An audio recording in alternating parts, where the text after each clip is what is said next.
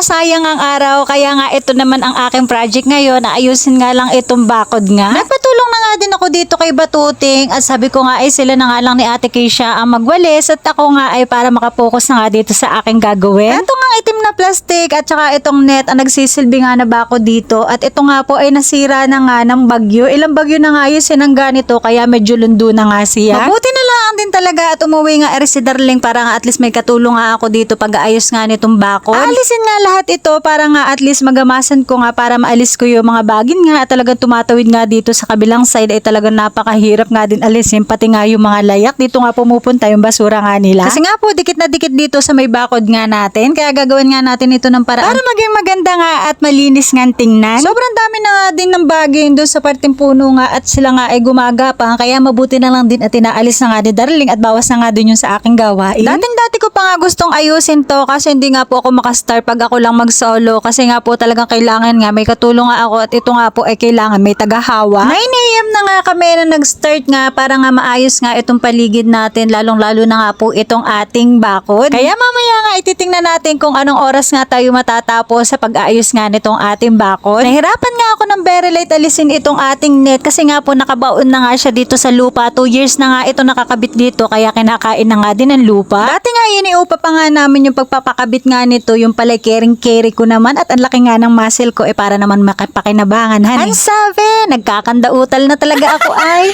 Maganda na din talaga sa pakiramdam ng tanawin at ganito na nga siya kaliwanag o diba nga at meron na tayo magagawa at talaga namang very productive nga itong araw na ito kahit sobrang nakakapagod nga. Ikakabit na nga natin itong net at inalis na nga lang din yung black na plastic. Sobrang mahapdi na nga sa balat yung init kaya nga kako ay dito na nga muna kami sa taas para nga po tayo hindi bilad na bilad doon sa init at para nang andinaing eh.